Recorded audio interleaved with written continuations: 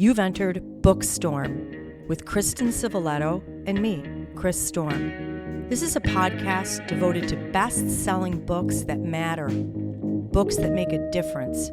We're diving down deep with beloved authors about their stories. We're exposing hot-button topics and heartfelt themes, the issues that affect each of us in our own lives, as siblings, parents, partners, friends, as human beings. We're braving new ideas, fresh thoughts, hard lessons, and important truths. Those kinds of things that stay with us long after we turn the last page and close the book. Welcome back to Bookstorm Podcast. All of you book lovers, you're going to be very excited about who we have with us here today because you have heard of this book. You may have already read it. It's very hot, very buzz right now, trending. Kristen and I adored it. We're here to talk about The Guest with the author B.A.Paris. B.A., welcome to Bookstorm.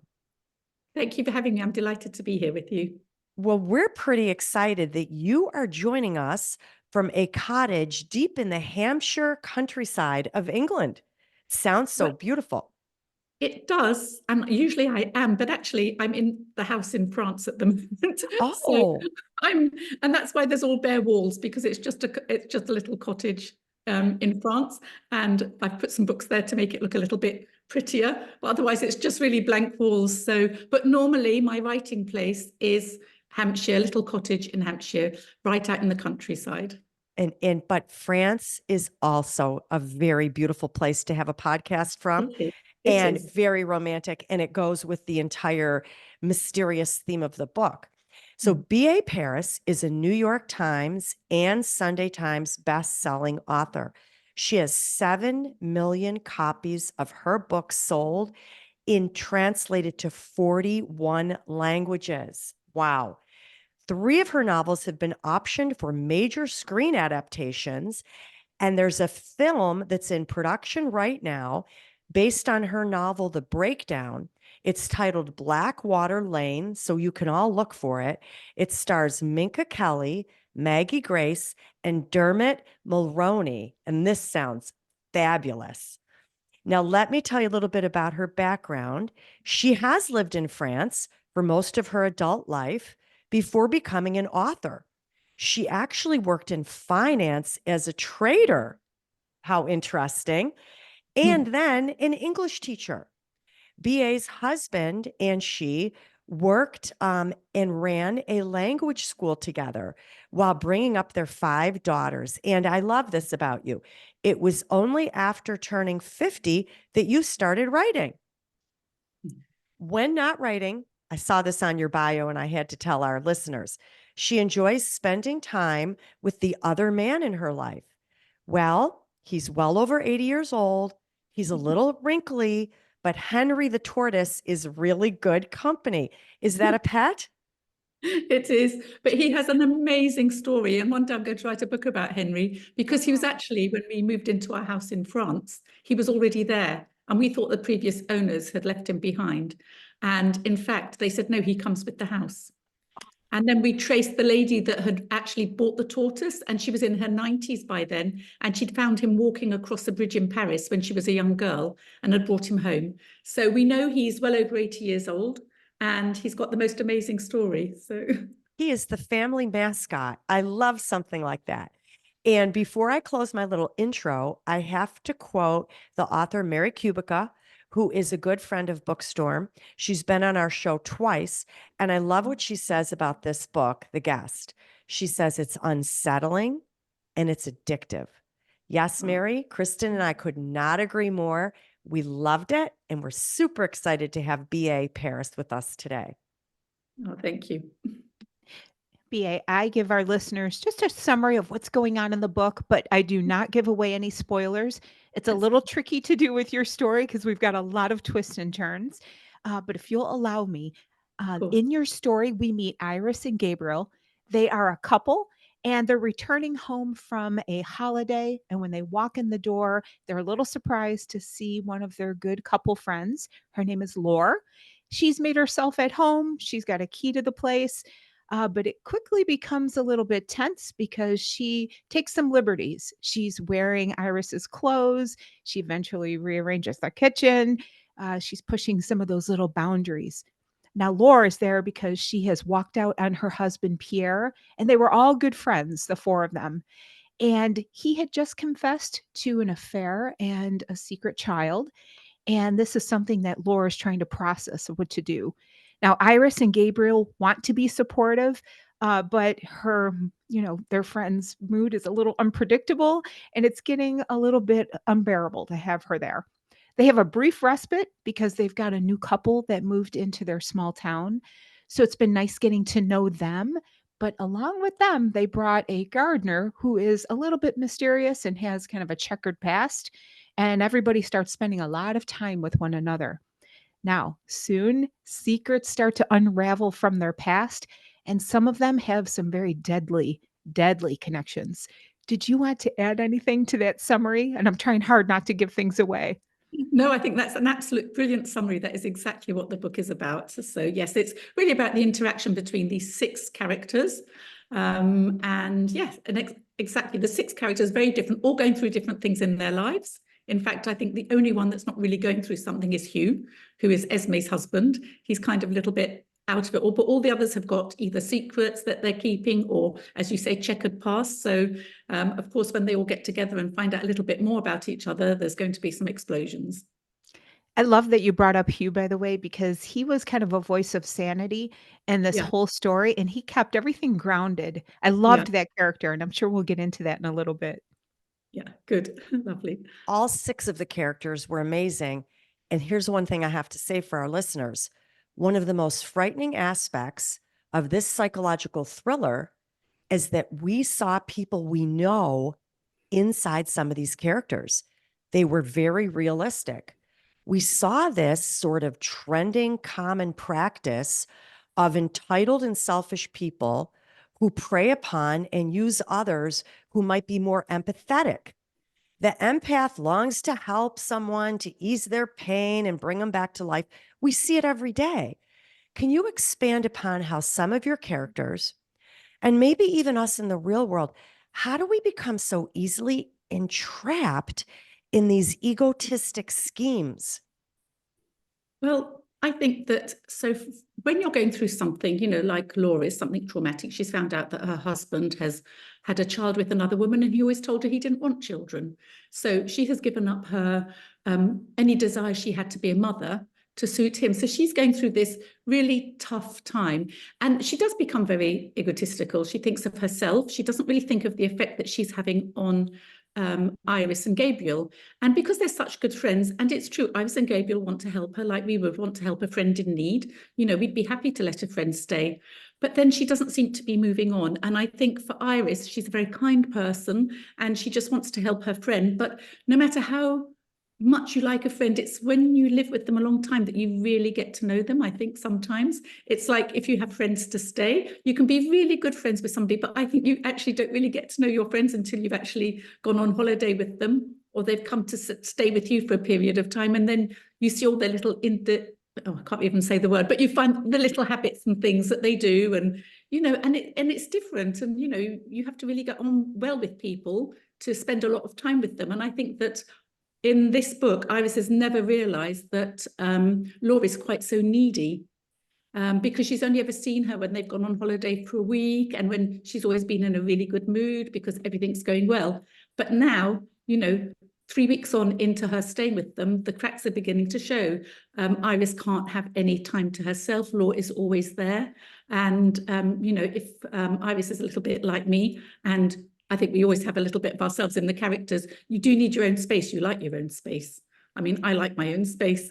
Even if I'm surrounded by people, I like to have those 5 minutes every now and again where you can get away. And Iris can't do this. So we do become entrapped. I think we become entrapped in that behavior when we're going through bad times. We think only of ourselves. And then the person wants to give. Once you've started giving, it's very hard to draw back.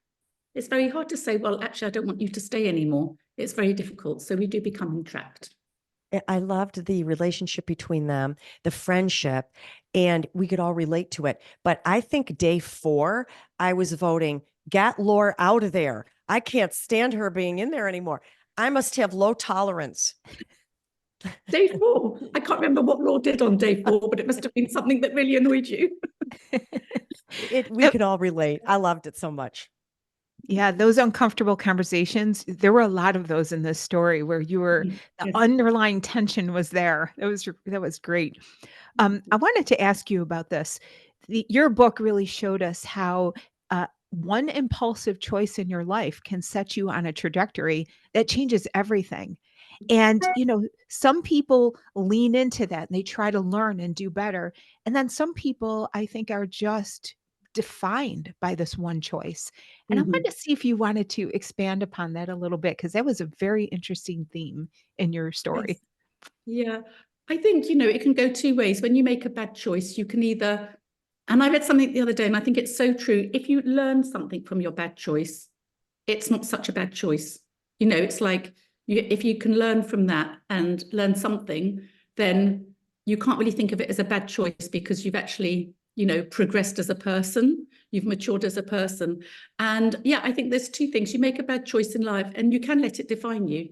You can let it define you. And you have to be quite strong to say, okay, I'm not going to let that define me, because we always hark back to the past and to things we've done and that we regret. So it's really hard just to say, right, I'm not going to think about it anymore, and I'm going to get on with my life.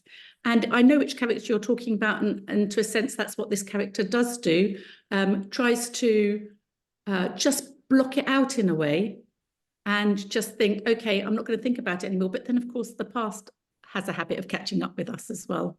And that's what happens in this case. Yeah, I was thinking about in situations maybe involving divorce where you have your beautiful children and you would never change that, but that one choice did define the rest of your life, as a parent and as an ex-spouse. So Yes. you had some big themes running through here, and I thought that was a really interesting one.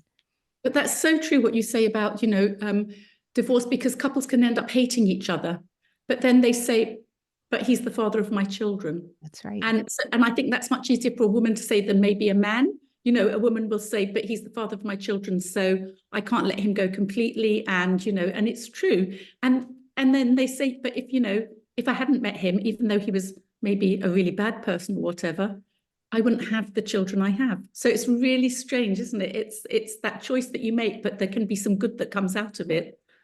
Yeah, maybe it's something we need to remind our children of too, if you are in that situation, because Yes. they're irreplaceable. And I once heard a child say to me, "Well, there'd be 4 other kids with somebody else." No, you are irreplaceable and unique, and That's those are it. beautiful things. They wouldn't be the same children if you'd had them with somebody else. That's That's right. true. And you love the children that you have. So you can't imagine, well, it'd be impossible to imagine what other children might have been like. So true. It's a very healthy way to look back on your past, because we all make mistakes. Our life is a series of choices, and we can either sit here and say we made a lot of horrible choices, or we can say these certain choices helped me to learn, grow. I have wisdom. It propelled me in a different direction. And this happened in the book. Now, let me say one other thing that I liked. In every good mystery, there are assumptions. We all make them. You showed us through the secret motives and internal longings of your characters how quickly some assumptions can turn into big trouble. I had to ask you, as the author, in the solving of a good mystery, can you expand upon why assumptions and what ifs are necessary, but when in a mystery and in the real world do we need to say, now I need some good solid facts to back these up?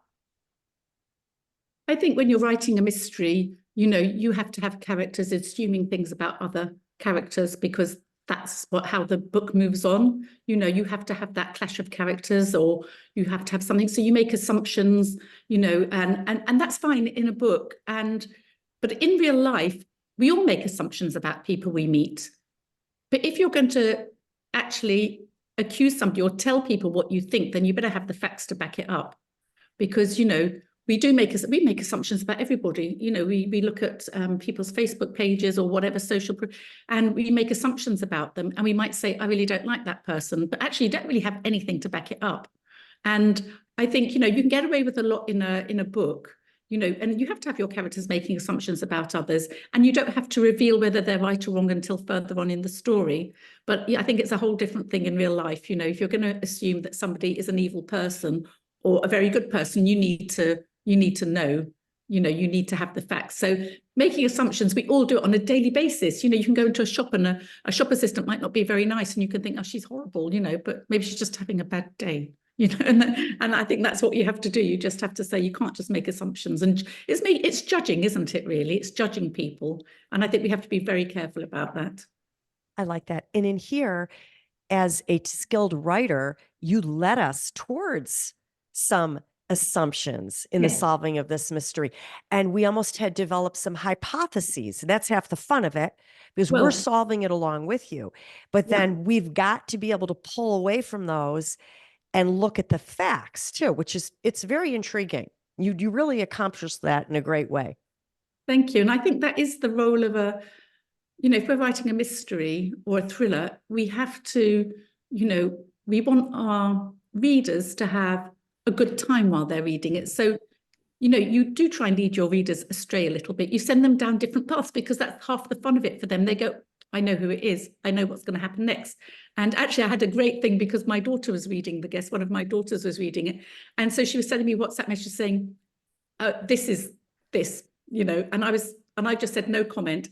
And I laughed because everything she said was wrong, but I just let her, I just put no comment. And then she's saying, no, but I know now he or she, this, you know, and she'd tell me what she thought was happening. And I'd just say no comment. And at the end, you know, she said, oh my God, I was so wrong about everything. But I think but that gave her, you know, it was fun for her to read it because, you know, and even if you have your assumptions dashed each time, you know, everything that you thought, and then you find out it's not that, it's still quite good fun to say, oh my God, I was wrong, you know, about it. We love to be tricked, and we Yeah. don't want the answer easily. We want to have to work really hard for it. And you did that. Thank you. Good. Now, BA, as I was reading The Guest, I kept thinking about a quote that I've read recently, and I wanted to ask you about this. Here's the quote: "A lie leads a man from a grove into a jungle." Now, one of your characters never learned the truth of this statement. Lies beget more lies. Why do some people convince themselves that they can always stay ahead of the truth or that web of lies that they have woven? Yeah, I think either they're overconfident, they're completely confident, or they're delusional. Because let's face it, lies usually catch up with you in the end. I mean, you can maintain a lie for 30 years, but at some point, somebody's going to say, actually, that doesn't add up, or something is going to happen, or somebody from your past is going to turn up, you know, and tell everybody that actually, you know, that isn't what happened, or that. And I think just some people are very confident. It's like these tricksters, they just think they're going to get away with it forever. And all they need is a really good sleuth or a person to say, actually, I'm going to look into this a bit more. This person, I'm sure he's doing something dodgy. And, you know, the past will catch up with him. But some people are just very cocky and very confident, and they think they can get away with telling lies forever. It's like the men that have two families, you know, and there was a great case in England a few years ago when one family lived on one side of the moor and the other lived on the other side of the moor. And he used to just flip between the two. Neither one knew that the other families, they just thought he was working away. And he was spending, you know, like a week with one family and then a week with another family. In the end, of course, it all caught up with him, but he was super confident. He had children with both of them. And I don't know how long he thought he could carry on doing that. But I think there's a book in there as well. But, you know, it's incredible. Some people are just so sure that they're never going to be found out. And I think it's very rare that somebody goes to the grave having maintained a lie all their life. Yeah, I agree. And I think trying to maintain that lie or lies, because it becomes lies, is very emotionally taxing. I think there's a lot of stress and anxiety you've now introduced into your life that just never goes away. There's always that cloud following you. I think it's true. And as you said, it leads to a jungle because it does. You start off with one lie, but then you have to tell another to cover that lie and then another lie to cover the second lie you've told. And so it just grows and grows. And what was just one lie in the beginning just becomes this enormous thing, like a jungle, and you just get entrapped by it. And at the end of the day, I think even you don't know whether you're coming or going with the lies you've told. You can't remember what you've said to one person and what you've said to the other, which is why actually it's always best just to be truthful and not tell that lie in the first place, because, you know, you do get, you know, even if you tell a little white lie, like we've all done, then suddenly it'll come back to bite you, because, you know, it's just, you might tell somebody, oh, I said this, didn't really mean it though. I told her she looked lovely in that dress, but actually, and then that person might go and tell them. So you've told a white lie and it's going to come back to bite you. So it's better just to be honest, but it's hard sometimes to be honest, isn't it? Yes. As the writer of psychological thriller, do you believe that sometimes these characters in the books and in real life begin to believe their own lies? Like maybe they're weaving a fantasy world that they want to convince themselves that they live in. So they're telling themselves the same lies that they're telling other people, creating a pretend existence that they want everyone to believe, including them. I think that can happen. I'm just thinking of cases where people, you know, tell somebody they meet that they're actually working for the Secret Service and they're a spy. And, you know, they actually maintain that from it. And I think they are actually convinced in the end that they are. I mean, they have to, because they have to live that role. And it's the kind of, they're playing out a fantasy that they have. But, you know, yeah, I find that incredible that people actually, you know, they take on a persona and then they actually believe that they are that person. And it's quite scary how we can delude ourselves to that extent. And I don't know what happens when it all falls apart. I think you must just feel that you've got nothing left, because it's like your whole being has been taken away from you. Mm-hmm.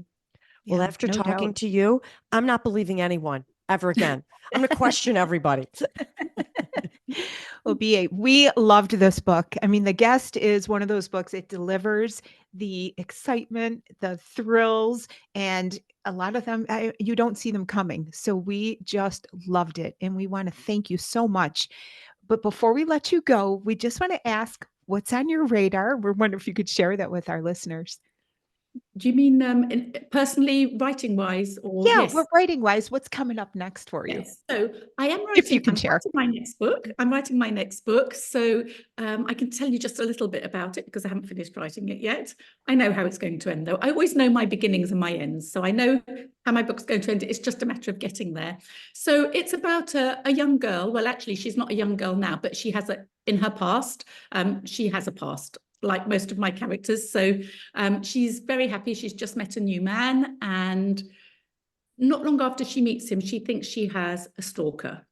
And she thinks it's probably somebody from her past, because then we learn all about her past and why she could possibly have a stalker. And then she thinks, but actually, she's made a new circle of friends, and maybe it could be somebody from my present. So it's basically for her trying to figure out who or if anybody is stalking her, or if it's just her imagination, because she feels that her past is catching up on her and she hasn't been truthful about her life to her new man. So yeah, it's another one of these intriguing, lots of suspense, lots of tension. I hope it's a page turner. So that's going to be my next book. That sounds fantastic. And we would love for you to come back and talk about it with us. We absolutely adore your writing. And I know our listeners are going to want to connect with you. I want to tell them how. You have a beautiful website, B.A.Paris.com. You can also be found on Instagram, on Facebook, on X. And I think you also have, do you have a newsletter also that people can connect? Yes, I do have a newsletter. So if you go onto my website, you can subscribe to my newsletter. And I often do giveaways and things. And I'll tell you, sometimes there's a free short story that I've written. You know, there's little competitions and things, and book recommendations. So yes, please do sign up to my newsletter if you'd like to have a little bit more news about me. Oh, wonderful. I know our listeners will. And thank you again for your time and your insights. We just loved the book and loved talking with you. Thank you so much. Thank you very much for the interview. Bye-bye then. Thank Bye bye. Bye. Kristen, another fantastic psychological thriller from B.A. Paris. And there were so many aspects that I loved in this. I have to ask you, what do you think about this game that one of the characters played? It's called the If Only game. If only I had taken a different path that day. If only I left an hour earlier. If only I've attended a different college. If only I had not eaten at that restaurant. And then the series of choices, you realize has changed the trajectory of your life. Do you feel guilty about those choices, or how do you handle that? I don't know, but I think people ask themselves that question probably once a week because if only, you're right, it's something we do psychologically in our own mind. And how could you not? Because chance meetings, chance encounters, that's how we develop friends. That's how we find people we marry, right? That's how we accept a job, a little chance meeting with somebody. I don't know. I think you could make yourself crazy, though, if you ask if only about every single one of those chance encounters. I don't know. What do you think? Do you ask yourself that question?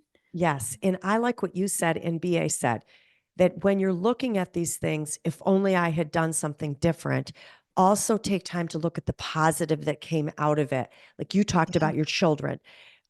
We can be so focused on the negative in the if only Yeah. instead of the positive. I'm saying this in a situation where there is some positive, right? Because you Yeah. can get into all kinds of things. What did you think about this? I found this in the book, blaming, how easily we can blame someone else for our problems and our mistakes. Well, they should have told me. Well, they shouldn't have told me. Well, this is all their fault. I see us doing this a little bit in the real world, even myself, when we don't want to step up and face the fact that we made a mistake. How do you Yeah. feel? Yeah. Well, sometimes too, that's a process where your initial reaction is blame and looking for some reason that this happened. But, I think as we let things settle on us and contemplate, that's where we start to see where maybe some of our choices contributed to that situation, or maybe it is somebody else's fault. But I do think, again, you can go into these negative places, if only and blame. Those are two places that'll keep you kind of stuck, you Easy. know? And one more question that really I thought was intriguing.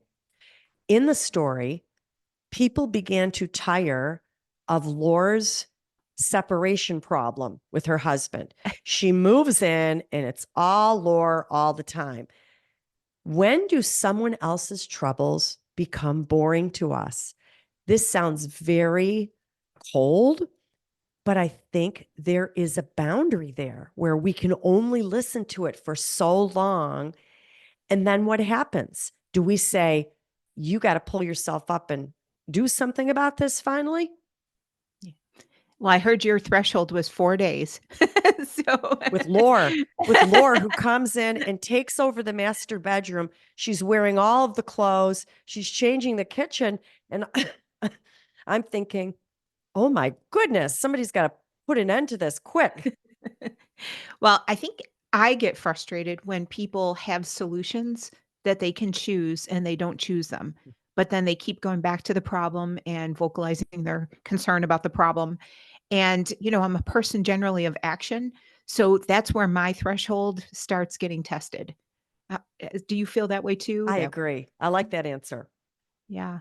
Well, we had a fantastic time discussing this book. I love BA. Her writing, we've long adored her writing. So I'm so glad that she came on the show. And I want to tell you about some of our upcoming authors that we have. We have an exciting lineup.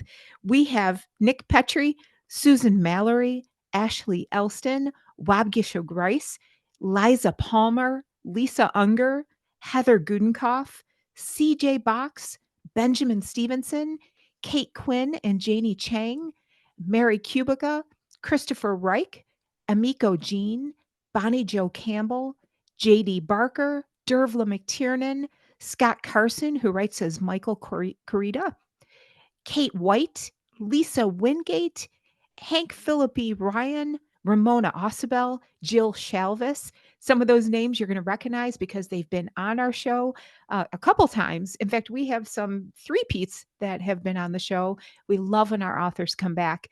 We love hearing from you. Thank you for sharing our socials. We want you to subscribe and keep on doing that. You can find us on Facebook at bookstormpodcast.com, at our website. You can find us on X. We are on YouTube. Just search for Bookstorm and podcast. We should come right up. And listeners, we have you in 80 countries and territories, all 50 US states, 1,600 plus cities. We are so grateful that you are listening and tuning in. Till next time, listeners, one of the best ways to brave the storm is to dive down deep into life-changing fiction.